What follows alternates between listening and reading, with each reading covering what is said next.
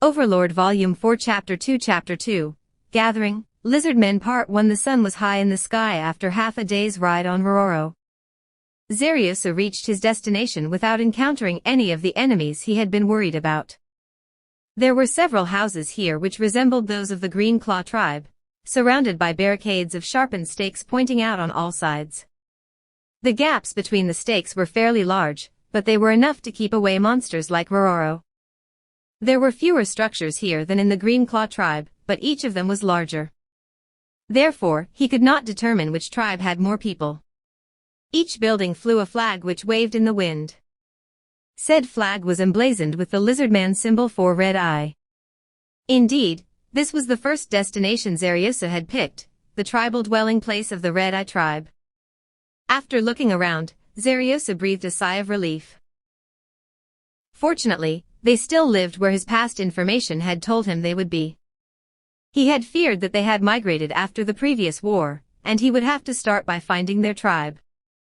Looking back at the direction from which he came, Zariusa saw his own village at the limits of his vision. They must surely be preparing an ample welcome for their incoming guests.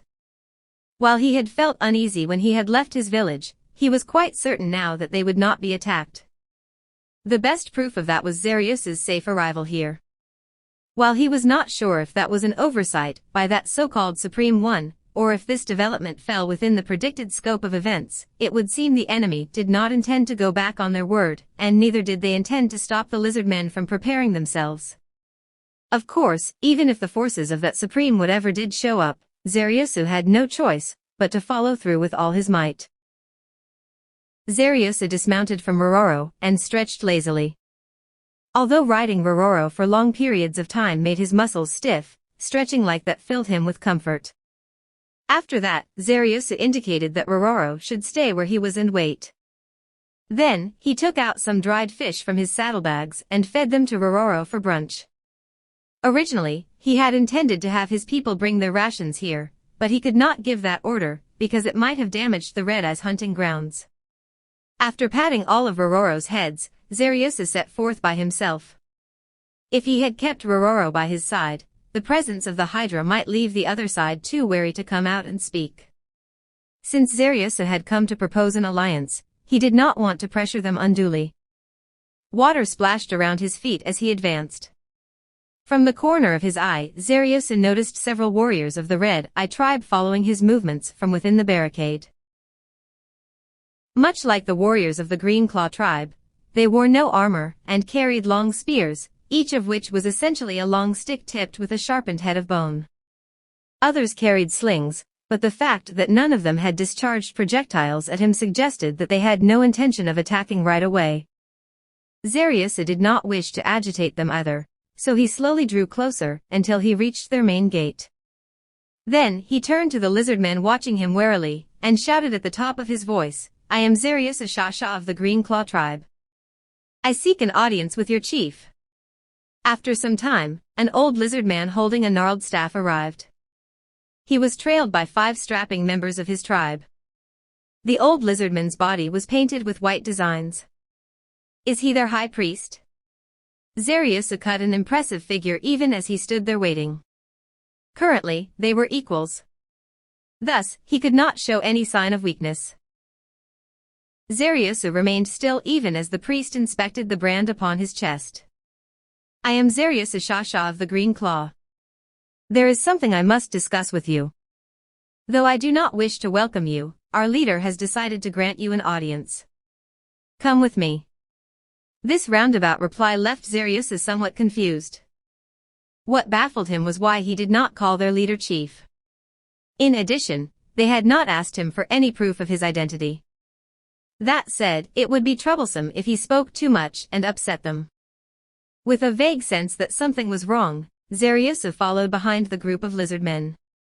Diamond suit, he was taken to a well-appointed little house. It was easily larger than Zariusa's brother's house, back in his village. The walls were decorated with designs drawn with rare paints, implying the high status of its occupant. Curiously enough, this house lacked windows, though it had ventilation holes scattered throughout its walls. Like any other lizard man, Zariusa could see just fine in the dark. However, that did not imply they enjoyed living in darkness. That being the case, why did this leader live in a dark little hut like this? Questions like that popped up in Xerios's mind, but nobody would answer them for him. Looking back, he saw that the priest and the warriors who had led him here were nowhere to be found. When he had first heard the people leading him tell everyone else to leave, he had thought they were being too careless, and he had almost asked why they had done this. However, once Xeriosu learned that the request came from the village's leader, its acting chief, his respect towards the person within the hut only grew. Xeriosu had promised his elder brother that he would return safely, but that did not imply he had to come back unharmed. Surrounding him with armed warriors to apply pressure would do no good. Rather, if they had done that, he would have been disappointed at their lack of insight. However, if the opposition had already anticipated that, and put on this great show for him, does that mean I'll be dealing with a skilled negotiator? Xeriosu purposely ignored the people watching him from afar. He marched up to the door and loudly shouted, "I am Xeriosu Shasha of the Green Claw tribe. I was told that this tribe's leader was here. May I request an audience?" A faint voice came back, granting him entry. It was a female voice.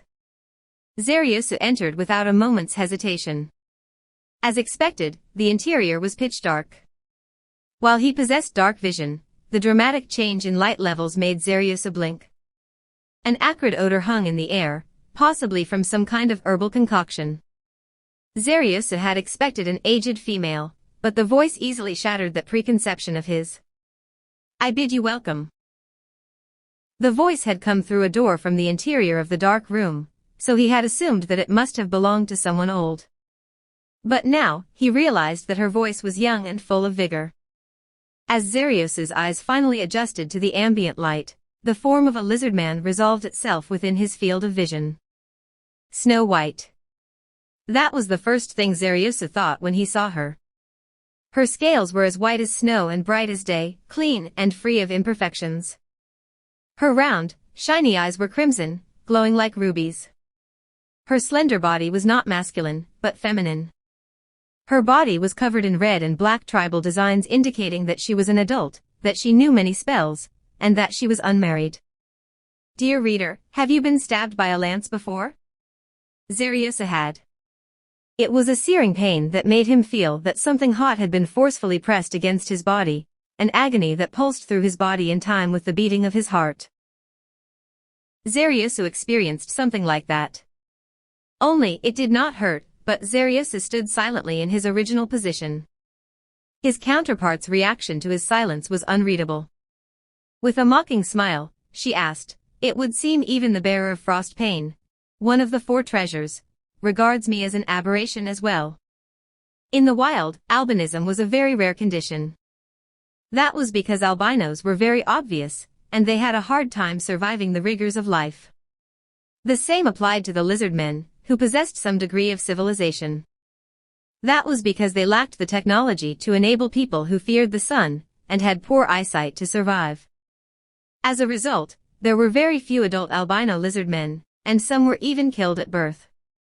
Among the lizard men, being considered a mere nuisance was already quite good. In the worst-case scenario, some were even regarded as monsters. That was the meaning of the mockery in her smile.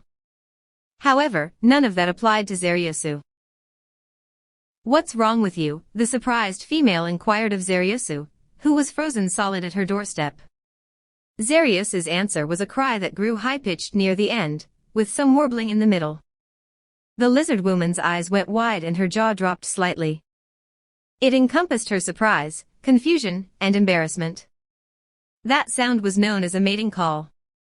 After realizing the foolish act he had unconsciously performed, his tail swished back and forth, the lizard man equivalent of a human blush.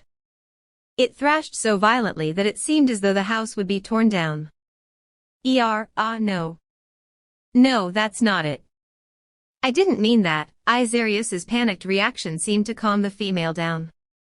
Her teeth ground against each other in a creaking laugh, and then she tried to comfort him in an exasperated tone. "Please calm down. It'll be quite troublesome for me if you lose control here." Sorry." After apologizing, Xeriosu entered the hut. By now, the lizard woman's tail lay flat on the ground. It would seem she had finally managed to regain her composure. Still, its tip twitched and shuddered, which hinted that she had not completely calmed herself down yet. "This way, please." "Thank you." The female ushered Zariusu to what looked like a seat on the ground that looked like it had been woven from plant fibers. She took a place opposite him once he sat down. "Pleased to meet you. This one is a traveler from the Green Claw tribe, Zariusu Shasha. Thank you for your formal introduction. I am the acting chief of the Red Eye tribe, Crush Lulu." After introducing themselves, the two of them studied each other, as though conducting an appraisal of their counterpart. The brief silence filled the hut, but it could not last. Zariusu was a guest, so it fell to Crush, as the host, to speak first. "Then, Your Excellency, let's not stand on ceremony. I would like us to be able to speak freely, so it'll be all right to relax." Zariusu nodded in response to the request for openness. "I'm grateful for that. The fact is, I'm not used to speaking formally myself." Diamond suit, diamond suit, diamond suit. Now then, why have you come here?" Crush had an idea already, despite her question. The mysterious undead being had appeared in the center of their village, and it would seem someone else had used cloud-controlling magic of the 4th tier, control clouds. In addition, the visitor was a lizardman hero from another tribe. Thus, there could only be one answer. Just as Crush was wondering how to react to Zariusu, she heard an answer which completely exceeded her expectations. "Please marry me." Ah. For a moment, Crush wondered if her ears had been mistaken.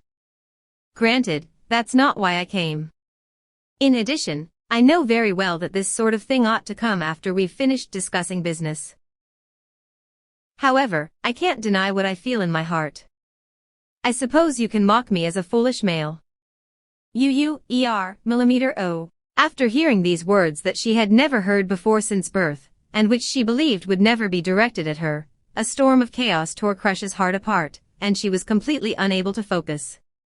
Zariusu smiled bitterly as he saw Crush in that state, and continued, "I'm sorry, I really am. I shouldn't be doing something like that at a time like this. I don't mind if you tell me your answer later."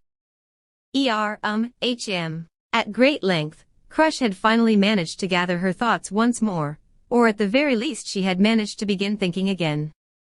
In any event, she finally calmed down, but as Zariusu's words appeared in her mind, she felt as if her head would burn up at any moment. She studied the face of the male opposite her, taking care not to let herself be noticed as she sized up his stoic expression. "I can't believe he can be so calm after saying that sort of thing to me. Does he make proposals like that often? Or is he used to having people court him? Granted, he is very handsome. What am I thinking?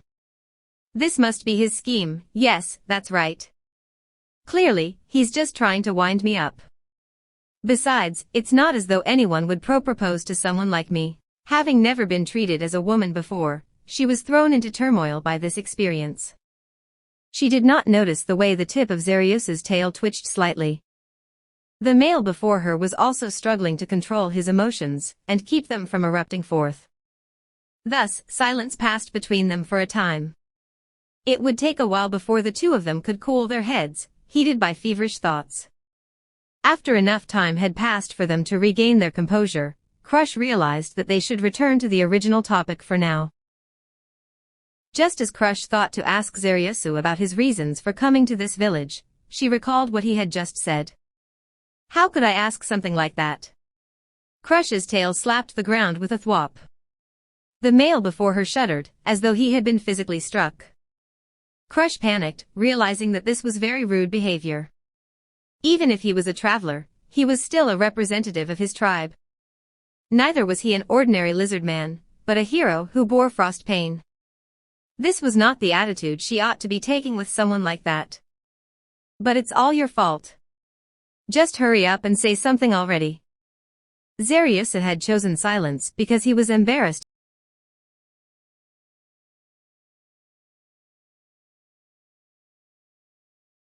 Embarrassed about what he had done, but Crush had not discerned that as she tried to put a lid on the volcano within her heart. The silence continued. Realizing that this could not go on, Crush made up her mind and decided to change the subject. Given that you're not afraid of the way I look, I imagine you must be very brave, am I wrong? As he heard Crush's self-deprecatory reply, Zariosa replied with an expression that seemed to say, "What nonsense are you spouting? What on earth is he thinking anyway?" Crush thought. "I said, do you not fear this white body of mine? It's like the snow that covers the mountains. It is a beautiful color." And of course, he would have to say the one thing which nobody had ever spoken to her before. What is this man saying? Unable to bear the strain from within, the lid on Crush's emotions burst off, never to be seen again. Seeing Crush at a total loss for what to do next, Zariosa casually reached out and touched Crush's scales. His hand grazed over those lustrous, beautiful, seemingly polished scales, which were somewhat cool to the touch. "Pshaw!" Crush gasped in what sounded like fright. That sound seemed to cool their heads off somewhat. Both of them knew something was happening to them, but they could not hold themselves back. Panic filled them. Why had he been unable to control himself and touched her? And why had she let him do it? These questions became anxiety, which in turn became confusion. In the end, their tails thumped repeatedly on the ground, so forcefully that the entire house seemed to shake. Before long, their eyes met, and they realized the state of each other's tails. Then, their tails froze mid-motion, as though time had stopped for them. One could describe the mood in the air as heavy. The word tense would also be quite applicable. Silence descended upon them once more, and they studied each other as stealthily as they could manage. After that, Crush finally managed to compose herself. With a look in her eyes which said that she would not let any lies get by her, she asked, "Why did you do that all of a sudden?" While Crush had not adequately expressed what she wanted to say, Zariosa seemed to have picked up on her meaning, and gave a direct and honest answer. "I believe that's what they call love at first sight.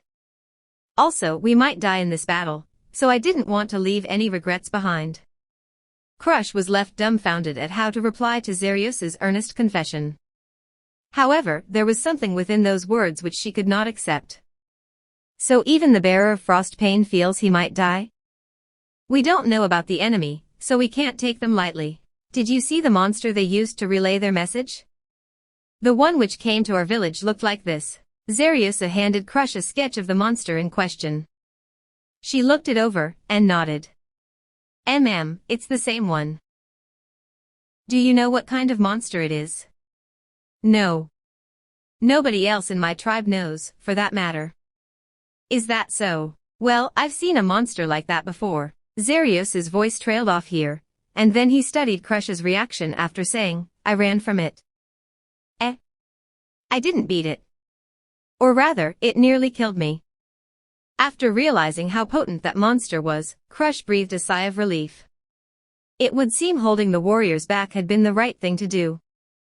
That thing can confuse one's mind with its wails, and it's an incorporeal creature. Unenchanted weapons are useless against it, so I couldn't overwhelm it with numbers. We druids have spells which can temporarily enchant weapons. Can you defend against mental attacks, then? We can improve resistance to such attacks, but protecting everyone's minds is beyond me. I see. Can all priests cast spells like that? Almost any priest can bolster resistances, but I'm the only one in my tribe who can ward against confusion. Crush realized that Zariosa's breathing was somewhat ragged. It would seem he had realized that Crush's position was not for show. Indeed, Crush Lulu was a veteran druid, and her powers were probably in excess of any other high priest among the lizard men. "When will the Red Eye tribe be attacked?" "They said we would be the fourth." "Is that so then? What do you plan to do?" Time passed. Crush debated the merits and demerits of telling him. The Green Claw tribe would surely choose to fight, and Zariosa was most likely here to secure an alliance to fight with them. How could she turn that to the advantage of the Red Eye tribe? The Red Eyes had never intended to form an alliance. They had intended to flee. After all, fighting anyone who could use fourth-tier spells was foolish in the extreme. There was no other conclusion they could draw given that their opposition could deploy the undead as well. However, would it really be wise to tell them that? As her thoughts swirled within her head, Zariusa narrowed his eyes, as though he was going to bare his soul to her. Let me state my honest opinion. Crush did not know what Zariusa would say next, and kept her eyes trained on him. What worries me is what will happen after we evacuate. Crush had no idea what Zariusa was talking about. Zariusa calmly explained himself. Do you think you can continue living as you always have after leaving a familiar place? I don't think so, no, it would be close to impossible, right? If they left this place and built a new life elsewhere, that would entail entering a new environment. They would have to bet their lives in a struggle for life and death, for survival, and win. And in truth, the lizardmen were not the rulers of this lake. They had fought for years to carve out their niche in these wetlands. A race like theirs could not easily uproot themselves and thrive in unknown territory. That is to say, it might be difficult just to find food and shelter, am I correct? Indeed, Crush replied in a somewhat shrill tone that conveyed her doubts. Then, what would happen if the 5 tribes all tried to evacuate at once? Crush was speechless, because she had already divined Zariusa's true intentions. The area around the lake was spacious, but anywhere that a particular tribe fled to would also be hotly contested territory for the other tribes. In other words, just moving to a new place would spark a battle for survival. On top of that, they would all be fighting over the fish that was their staple food. What would happen if events unfolded in that way? For all they knew, something terrible might occur, like that war from the past. So you're telling me, the reason why you want to fight despite our lack of confidence is, yes. It is not just a matter of my own tribe, but I have also considered how to thin the ranks of the other tribes. What kind of a reason is that? That was why he wanted them to close ranks and fight. Even if they lost, the number of lizard men would be decreased. The idea was a radical one, the idea that everyone was expendable besides the warriors, hunters, and priests. Yet, she could understand the rationale behind it. Or rather, when one took a long view of things, sacrificing everyone else was the wisest choice. If there were fewer lizard men, they would not need so much food. In that way, the various tribes might be able to coexist in harmony. Crush searched for some way to deny that idea of his. You're telling me that you want to reduce our numbers, and make a new life elsewhere, without even knowing how dangerous our new home will be. Then let me ask you this, what happens if we easily win the battle for our survival? When the supply of fish runs low, will the 5 tribes slaughter each other again? For all we know, it might be easier to catch fish in future. And what if it isn't? Crush had no idea how to answer Zariusa's cold retort. Zariusa seemed to be assuming the worst-case scenario, while planning, which seemed like an extreme position to Crush. If they did as she was thinking, then a tragedy would play out when times got tough. However, if they did as Zariusa implied, then said tragedy might be averted. In addition, even if the adult lizardmen died in battle, it would be a glorious death for them. If anyone refuses our proposition, then we will have to march against them first. His low tones made Crush shiver. What he meant was that he would not allow the Red Eye tribe to migrate elsewhere with their numbers undiminished. It was a sensible conclusion, and a very appropriate one. When the depleted tribes ran into the Red Eye tribe, whose strength was undiminished, they would be at risk of annihilation. In order to avoid that, the only choice they had was to assault any tribes which did not choose to join the alliance. It was a perfectly rational decision to make from the perspective of a leader whose people were in danger, and if she were in his position, she might well have made that decision as well. I feel that so long as we form an alliance, even if we lose, there will be a minimal chance of us killing each other when our tribes relocate to new lands. Crush did not understand the meaning of those words, and her ignorance showed on her face. It was then that Zariusa decided to explain himself in simpler terms. I feel that the alliance will foster a spirit of mutual cooperation, and change our perspectives. Everyone will be comrades who have shed blood together, and not people from different tribes. So that's it, Crush murmured as enlightenment dawned on her. In other words, the tribes which had fought alongside each other might not necessarily descend into violence once food ran scarce. However, given Crush's opinion and her past experiences, she wondered if they could reach such a state. Just as Crush lowered her head and began her contemplation, Zaryusu asked, "Come to think of it, how did your tribe survive that period anyway?" Crush jerked her head up, like she had been jabbed by a needle. She turned stiffly towards Zaryusu, who had a look of surprise on his face. So he really didn't know about it before he asked. While they had not known each other for a long time, Crush had a rough grasp of Zaryusu's personality, and her instincts told her that his question posed no threat to her tribe. Crush narrowed her eyes and stared at Zaryusu, as though trying to penetrate him with her piercing gaze. She knew that Zaryusu would be confused about why someone was looking at him like that, but even so, she still had to do it. "Must I tell you?" Diamond suit, diamond suit, diamond suit. Her tone was filled with disdain and resentment. So great was the change that it made Zaryusu wonder if he was speaking to someone else. However, Zaryusu would not back down here, because this was potentially a lifeline that could save everyone. "I would like to hear it. Was it by the power of the priests? Or was there another way?" "Perhaps there might be a way to save," Zaryusu cut his words off halfway. If there was really a way to save everyone, then the look on Crush's face would not have been so bitter. Perhaps Crush had sensed what Zaryusu was thinking, but she laughed, as though to mock herself. "You're right. There's no way to save everyone." She stopped here, and smiled tiredly. "We resorted to cannibalism, eating our dead comrades." The incredible shock left Zaryusu speechless. Killing the weak, reducing their numbers, was not forbidden, but eating one's fellow man was an unclean practice, a taboo among taboos. Why is she telling me this? Why is she telling me something she should have kept a secret all her life, to someone outside the tribe, to a visitor? Could it be that she doesn't intend to let me leave alive? No, it doesn't seem like that. Diamond suit, diamond suit, diamond suit. Even Crush was surprised at why she was telling Zaryusu all this. She knew very well that her tribe would be vilified for it. But why? And then she continued speaking, as though her mouth were no longer under her control. At that time, during the tribal war, our tribe was in dire straits due to a lack of food. However, we did not participate in the fighting because our tribe had more priests and comparatively fewer warriors. The priests could create food with magic. As though under the control of another will, Crush carried on. However, the food that the priests created with magic was little more than a stopgap measure, and our tribe was slowly and surely heading towards destruction. However, the chief suddenly brought back some food one day, fresh red meat.